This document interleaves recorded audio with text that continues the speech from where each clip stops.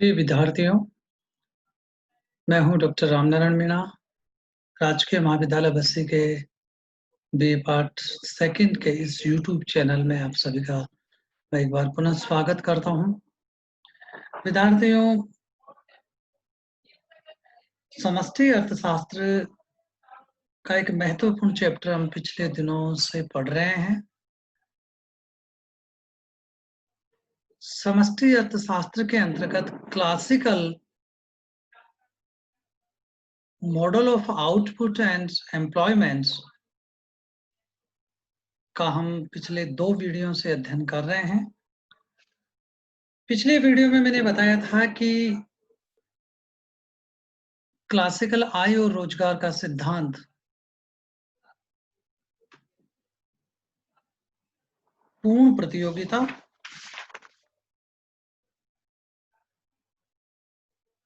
पूर्ण रोजगार, हस्तक्षेप की नीति और मजदूरी और कीमतों की पूर्णतः लक्ष्यशीलता की मान्यता के अंतर्गत काम करता है। इसके 2 प्रमुख सिद्धांत है जिसके आधार पर क्लासिकल मॉडल टिका हुआ है। प्रथम है सेका बाजार नियम और दूसरा है मुद्रा प्रमाण सिद्धांत। सेके बाजार नियम का पिछले वीडियो में हमने सेके बाजार नियम और मुद्रा प्रमाण सिद्धांत दोनों का ही बहुत विस्तृत रूप से हमने अध्ययन किया है। सेका बाजार नियम में बतलाता है कि पूर्ति अपनी मांग का सृजन स्वयं करती है।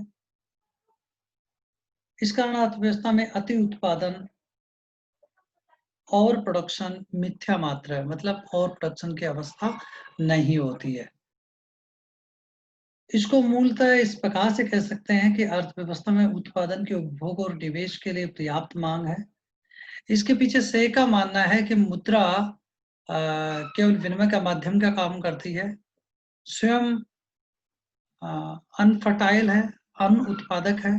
अतः कोई भी व्यक्ति अपने पास फालतू मुद्रा नहीं रखता और यदि बचत करता है तो उसको निवेश करता है। इसलिए हमेशा समग्र मांग समग्र पूर्ति के बराबर होती है। ये विनिमय वस्तु विनिमय व्यवस्था के लिए ये मॉडल दिया गया था, लेकिन वास्तव में ये सिद्धांत सेका बाजार नियम ये इसकी मान्यताओं के तहत कि मुद्रा केवल विनिमय के माध्यम के रूप में काम करती है, तो यह मौद्रिक मुद्रा के चलन की व्यवस्था में भी मुद्रा प्रमाण सिद्धांत ये सेका बाजार नियम लागू होता है। दूसरा इसका महत्वपूर्ण सिद्धांत क्वांटिटी थ्योरी ऑफ मनी है, जो फिशर का मुद्रा प्रमाण सिद्धांत है। फिशर का मुद्रा प्रमाण सिद्धांत ये कहता है कि मुद्रा की मात्रा और सामान्य कीमत स्तर में प्रत्यक्ष और अनुपातिक संबंध पाया जाता है। तो ये इन 2 उप सिद्धांतों के अंतर्गत क्लासिकल मॉडल काम करता है। अब हम आज के इस वीडियो में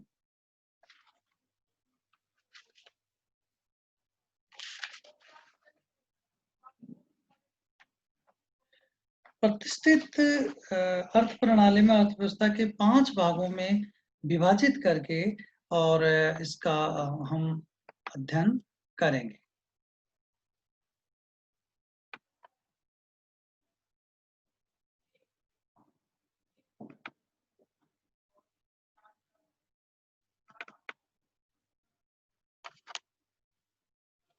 प्रतिष्ठित आर्थिक प्रणाली या ये कहे कि प्रतिष्ठित आर्थिक विचारों को उत्पादन और रोजगार के सिद्धांत के संदर्भ में समझने के लिए पूरी अर्थव्यवस्था को 5 भागों में वो बांटते हैं, जिसमें पहला है रोजगार क्षेत्र। यानी पूरी इकोनॉमी को 5 भागों में बांटा जा रहा है। रोजगार क्षेत्र जिसको एम्प्लॉयमेंट सेक्टर कहते हैं, मौद्रिक क्षेत्र जिसको मॉनेटरी सेक्टर कहते हैं, और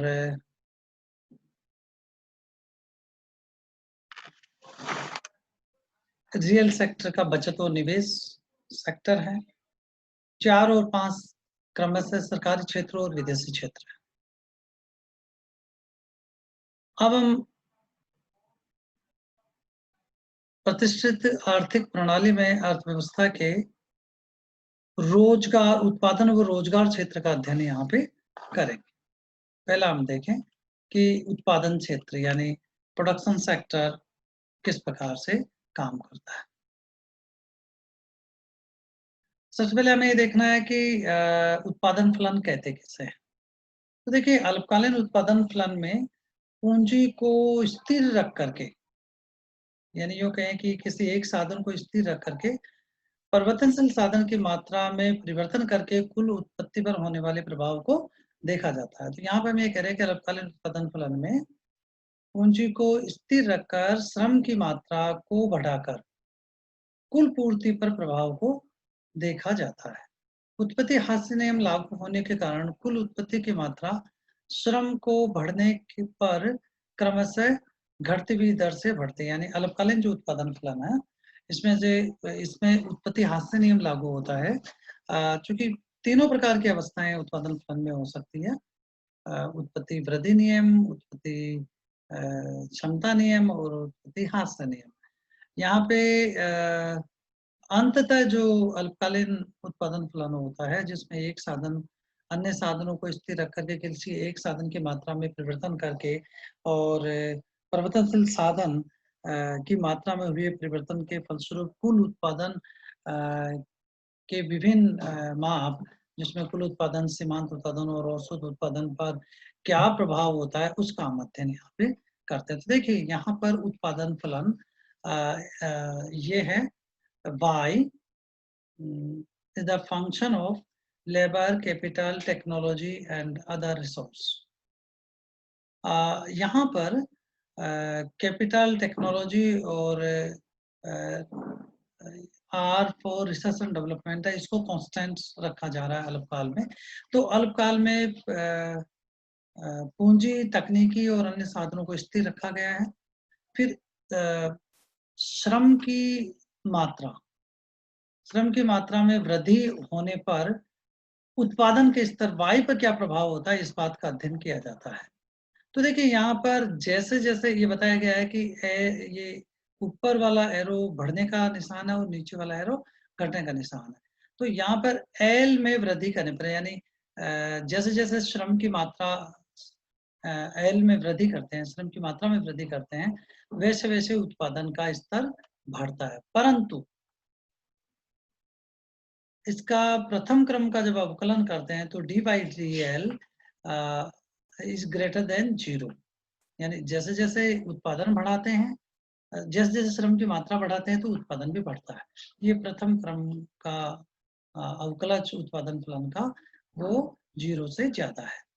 यहाँ पर L बढ़ने पर सीमांत उत्पादन गिरती हुई दर से बढ़ता है। तो गिरती हुई दर से बढ़ने के लिए हमने इसको उत्पादन फलन का श्रम के संदर्भ में द्वितीय क्रम का जब अवकलन करते हैं तो गिरने की परिवर्तन की दर, श्रम की मात्रा में परिवर्तन करने पर उत्पादन में परिवर्तन की यदि दर को देखा जाए तो ये गिरती हुई दर से बढ़ रहा है। तो यहाँ पर उत्पत्ति हास्य नियम लागू होता है। इसी बात को रेखा चित्र में बताया गया है कि लंबवत अक्ष पर उत्पादन के स्तर y को लिया गया है और क्षैतिज अक्ष पर श्रम की मात्रा को लिया गया है।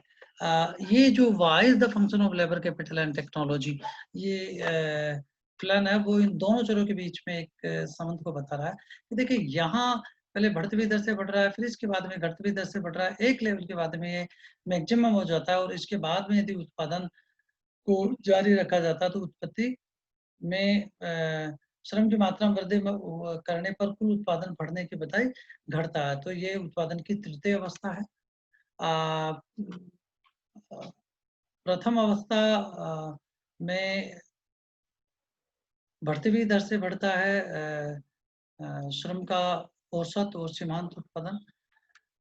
तो यहाँ पर जैसे जैसे श्रम के बढ़ने पर y बढ़ता है परंतु गिरती हुई दर से बढ़ता है, ये उत्पत्ति हास्य नियम लागू होता है, या यहाँ पे बताया। तो मोटे मोटे रूप से ये कहा गया है कि उत्पादन फलन वस्तुतः उत्पादन के साधन और उत्पादन के स्तर, यानी इनपुट और आउटपुट के बीच में भौतिक और तकनीकी संबंध को बताता है, और अल्पकालीन उत्पादन फलन इस बात को दर्शाता है कि अल्पकाल में अन्य साधनों को स्थिर रखते हुए परिवर्तनशील साधन की मात्रा में परिवर्तन करने पर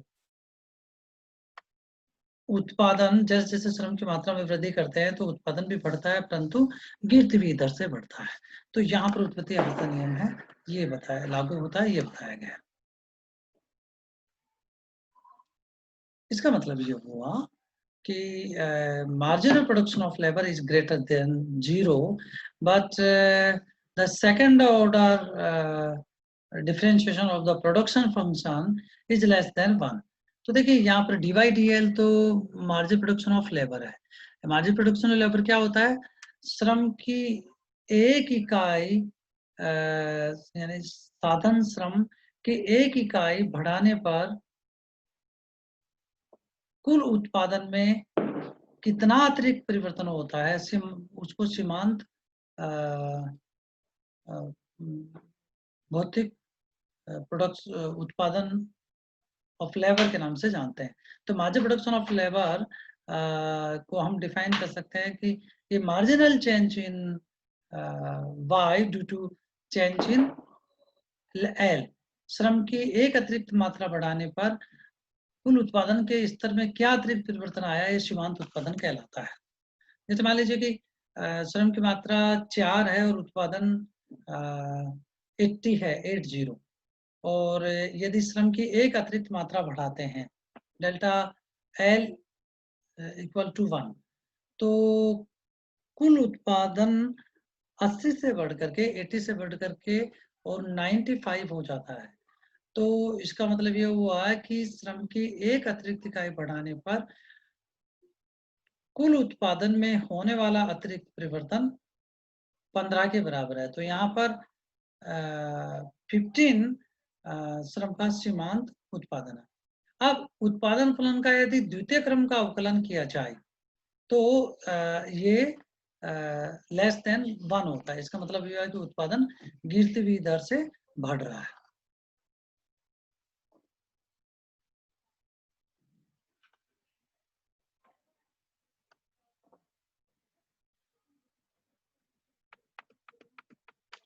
पूर्ण प्रतियोगिता के अंतर्गत लाभ अधिकतमकरण की शर्त कीमत यानी P इक्वल टू सीमांत लागत मार्जिनल कॉस्ट होनी चाहिए। अतः श्रम की सीमांत भौतिक उत्पत्ति बराबर वास्तविक मजदूरी की दर होती है।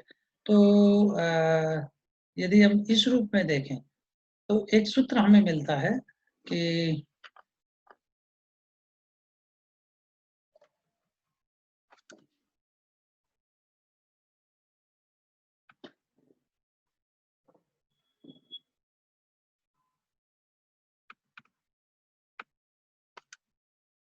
Marginal production of labour equal to W/M होता है, यानी श्रम का सीमांत भौतिक उत्पादन उसकी W/P का मतलब है वास्तविक मजदूरी के बराबर होता है। तो देखिए यहाँ पर मार्जिनल प्रोडक्शन ऑफ लेबर श्रम का सीमांत भौतिक उत्पादन है, W मौद्रिक मजदूरी है, P कीमत स्तर है, और P और W और M को समायोजित करके देखते हैं, W/P करते हैं तो वास्तविक मजदूरी कहलाती है।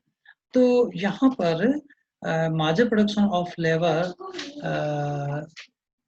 इक्वल टू W/P है, यानी श्रम के सीमांत भौतिक उत्पादन के बराबर श्रम को वास्तविक मजदूरी दी जाती है। यहाँ पे ये मान्यता है, श्रम का सीमांत भौतिक उत्पादन के बराबर श्रम को वास्तविक मजदूरी दी जाती है। अब इसको यदि हम मौद्रिक टर्म में लेके जाएं, ये तो रियल टर्म पे है, तो यदि इसको मॉनेटरी वेरिएबल में कन्वर्ट करें तो P को लेफ्ट हैंड पे लिया जाए तो marginal production of labour multiply by P हो जाता है, और राइट हैंड पे केवल W बचता है, BH, यानी मौद्रिक मजदूरी marginal production of labour multiply by P के बराबर होगा। जैसे मान लीजिए कि श्रम का सीमांत भौतिक उत्पादन 15 इकाइयां है, और एक इकाई की कीमत 5 रुपए है, तो मौद्रिक मजदूरी 15 मल्टीप्लाई बाई 5 इक्वल टू 75 होती है। ये मौद्रिक मजदूरी है श्रम की। अब तो ये यहाँ दो महत्वपूर्ण बातें निकल करके आती है कि वास्तविक मजदूरी हमेशा श्रम के सीमांत भौतिक उत्पादन के बराबर होती है, और ये तो रियल टर्म में हो गया। और मॉनेटरी टर्म में श्रम का सीमांत भौतिक उत्पादन को उसकी प्रति इकाई कीमत से मल्टीप्लाई कर दिया जाए तो मौद्रिक मजदूरी निकल करके आ जाएगी। ये उत्पादन क्षेत्र में साम्य की शर्त है।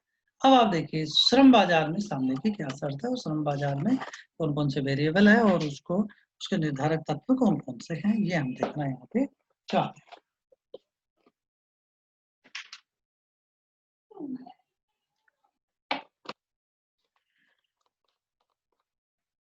श्रम बाजार में श्रम की लेबर मार्केट में श्रम की मांग और पूर्ति के द्वारा रोजगार के स्तर का निर्धारण होता है। तो हम यहाँ पर श्रम का पूर्ति वक्र क्या है और श्रम का पूर्ति वक्र किसका फलन है और श्रम का मांग वक्र किसका फलन है, ये दो चीजें यहाँ पे श्रम बाजार यानी रोजगार क्षेत्र के अंतर्गत हम देखना चाहते हैं। पहला, श्रम का पूर्ति वक्र। श्रम का पूर्ति वक्र वास्तविक मजदूरी का धनात्मक फलन होता है। श्रम का पूर्ति वक्र वास्तविक मजदूरी का धनात्मक फलन होता है, यानी बाजार में कितनी पूर्ति होगी ये इस बात पर निर्भर करेगा कि श्रमिक की पूर्ति वास्तविक श्रम की वास्तविक मजदूरी क्या है। तो धनात्मक फलन बताया गया है। वास्तविक मजदूरी में वृद्धि होने पर श्रम की पूर्ति बढ़ जाती है और वास्तविक मजदूरी में कमी होने पर श्रम की पूर्ति घट जाती है। तो दोनों के बीच में कैसा संबंध है? दोनों में परिवर्तन की दिशा एक है। श्रम की मजदूरी वेजेज बढ़ने पर श्रम की पूर्ति भी बढ़ती है। मजदूरी की दर गिरने पर, वास्तविक मजदूरी की दर गिरने पर श्रम की पूर्ति भी गिर जाती है। तो श्रम का पूर्ति वक्र वास्तविक मजदूरी का धनात्मक फलन है। अर्थात supply of labor is the function of real wages and यदि सप्लाई ऑफ लेबर फलन का प्रथम क्रम का अवकलन किया जाए तो वो धनात्मक होगा, यानी रियल वेजेज में वृद्धि होने पर सप्लाई ऑफ लेबर में भी वृद्धि होगी। तो partial derivation of supply of labour function, तो partial derivation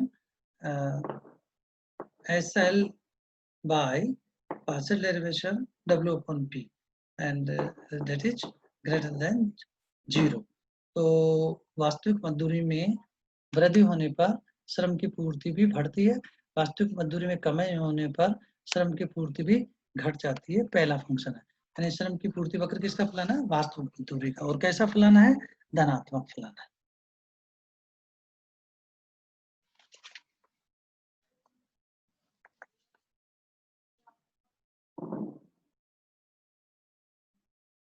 अब देखना चाहते हैं कि श्रम का मांग फलन किसका फलन है। श्रम का मांग वक्र वास्तविक मजदूरी का विपरीत या इनवर्स फंक्शन है, यानी demand of labour is the function of real wages which is negative function of real wages, यानी demand of labour is the negative function of real wages. यू कहे कि demand of labour is associated with is determined by real wages in inverse relation। तो श्रम का मांग वक्र वास्तविक मजदूरी का ऋणात्मक फलन होता है। अर्थात demand of labour is the function of real wages and जब इसका प्रथम क्रम का अवकलन करते हैं तो लेस देन 0 होता है। इसका मतलब वास्तविक मजदूरी में वृद्धि होने पर श्रम की मांग गिरती है, वास्तविक मजदूरी में कमी होने पर श्रम की मांग बढ़ जाती है। ये आप बहुत सिंपली समझ सकते हैं कि जैसे किसान फसल के कटाई के दौरान श्रमिकों की मांग करता है। जब श्रमिकों की वास्तविक मजदूरी 200 रुपए है तो किसान 2 श्रमिक अपने खेत में लगाता है और जब मजदूरी प्रति श्रमिक प्रतिदिन 100 रुपए हो जाती है तो किसान 5 श्रमिकों को एक साथ लगा लेता है और फसल को फटाफट हार्वेस्ट करने की काटने की कोशिश करता है। श्रम बाजार की साम्य की शर्त क्या है ये हम देखना चाहते हैं।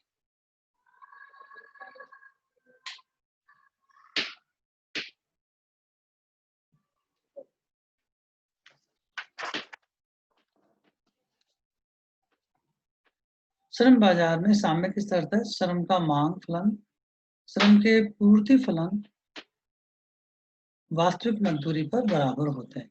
श्रम का मांग फलन और श्रम का पूर्ति फलन वास्तविक मजदूरी पर बराबर होते हैं। यानी supply of labour equal to demand of labour is determined by real wages. देखो supply of labour is the function of real wages, negative function of real wages, and demand of labor is the supply of labor is the positive uh, function of real wages and demand of labor is the negative function of real wages। तो यहाँ पर real wages common है, यानी श्रम की मांग और पूर्ति का निर्धारण श्रम की मांग और पूर्ति में साम्य, जहाँ पर श्रम की मांग और पूर्ति एक दूसरे के बराबर होते हैं, इक्वल होते हैं, वो उसका निर्धारण वास्तविक मजदूरी के स्तर से तय होता है। यहाँ पर श्रम बाजार में कैसे साम्य निर्धारण होता है ये इस डायग्राम के माध्यम से दिखाया गया है। देखिए ये तो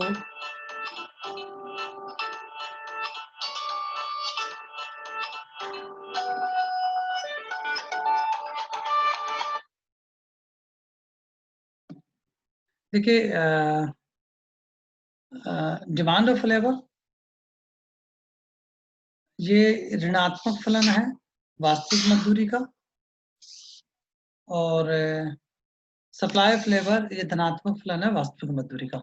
मांग वक्र ऊपर बाएं से नीचे दाईं तरफ आ रहा है लेकिन ऋणात्मक ढलान युक्त है। पूर्ति वक्र नीचे बाएं से ऊपर दाईं तरफ जा रहा है बढ़ता हुआ, तो ये वास्तविक मजदूरी का धनात्मक फलन है।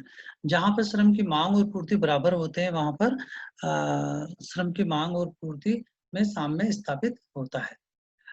अब यदि ई बिंदु पर श्रम का मांग और पूर्ति दोनों बराबर है यहाँ पे रेखा चित्र में, तो ये श्रम बाजार का साम्य की अवस्था है। लेकिन यदि ई से ऊपर की अवस्था में बात करें कि रियल वेजेज बढ़ जाता है, तो रियल वेजेज बढ़ेगी तो पूर्ति धनात्मक रूप से संबंधित है। रियल वेजेज बढ़ने पर पूर्ति बढ़ जाती है, लेकिन रियल वेजेज बढ़ने पर श्रम की मांग गिर जाती है। तो यहाँ पर मांग W/P2 के लेवल पर रियल श्रम का मांग कम है और पूर्ति ज्यादा है, तो हम इसको कहेंगे ऐसी अवस्था जिसमें श्रम की मांग तो कम हो और काम करने वाले लोग ज्यादा हो, तो श्रम बाजार में काम करने वाले लोग ज्यादा हो, तो यहाँ पर श्रम बाजार में एक्सेस सप्लाई ऑफ लेबर है, यानी श्रम की अधिक पूर्ति की अवस्था है। यानी इस रियल वेजेज के लेवल पर यहाँ नीचे आके देखिए इतनी ही मांग हो रही है ओ यहाँ तक ओ, और ये क्रशर यदि ऊपर से नीचे लाया जाए तो यहाँ तक श्रम के की मांग हो रही है, लेकिन पूर्ति यहाँ आ रही है जो कि साम्य स्तर से ज्यादा है। तो कुल मिलाकर के यहाँ पर श्रम का आधिक्य की अवस्था है। आधिक्य की अवस्था में श्रम बेरोजगारी की अवस्था होती है। यदि हम नीचे की तरफ जाए, चूंकि classical economics wages and W and P मौद्रिक मजदूरी और कीमत स्तर में फ्लेक्सिबिलिटी की बात कर रहे हैं। तो यदि रियल वेजेज कम हो जाती है तो रियल वेजेज कम होने पर चूंकि श्रम की वास्तविक मजदूरी कम हो गई है तो श्रम की पूर्ति कम हो जाएगी, तो तुरंत ही श्रम का पूर्ति वक्र सप्लाई ऑफ लेबर कर्व के सारे यहाँ तक आ जाता है। इस जहाँ क्रशर है इससे आप देखोगे ये मान लो इसको तो OL1 नाम दे दें, यहाँ तक आ रहा है और रियल वेजेस गिर गई है इसलिए श्रम का मांग बढ़ गई है, तो मांग बढ़ी हुई है। ऐसे अवस्था में श्रम का मांग का आधिक्य है। श्रम के मांग के आधिक्य की अवस्था में श्रम की शक्ति, बाजार की शक्ति इस प्रकार से कार्य करेगी कि मांग की अवस्था में मांग ज्यादा है और पूर्ति कम है तो कीमत बढ़ना आरंभ होएगा और यह प्रवृत्ति ई बिंदु की तरफ लेके जाएगी। इसी प्रकार से एक्सेस सप्लाई ऑफ लेबर की स्थिति में श्रम की मांग कम है तो वास्तविक मजदूरी में गिरावट की प्रवृत्ति होगी और इसके कारण साम्य के बिंदु पर चले जाएंगे। इस प्रकार से स्पष्ट है कि मजदूरी की दरें और रोजगार, स्पष्ट है कि मजदूरी की दरें एवं रोजगार विशेष रूप से परस्पर जुड़े हुए हैं। साम्य स्थितियां नीची वास्तविक मजदूरी WFMP उच्च रोजगार से जुड़े हुए हैं। उत्पादन फलन तथा श्रम बाजार का साम्य मिलकर के प्रतिष्ठित मॉडल प्रतिष्ठित आर्थिक विचारकों का उत्पादन व रोजगार का मॉडल प्रतिरूप बनाते हैं। अगला देखा जाए मौद्रिक क्षेत्र। मुद्रा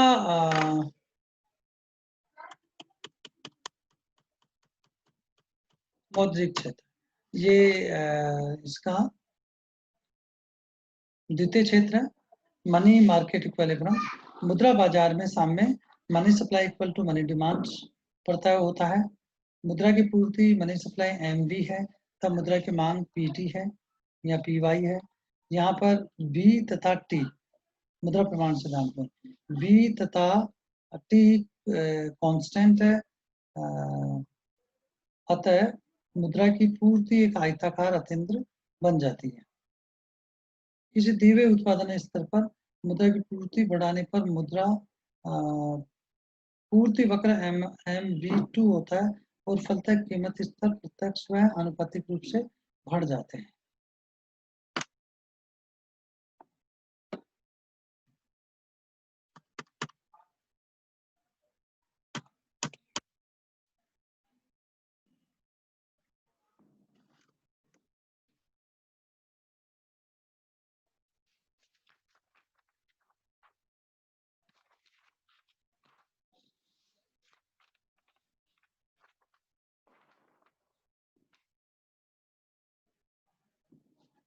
अब हम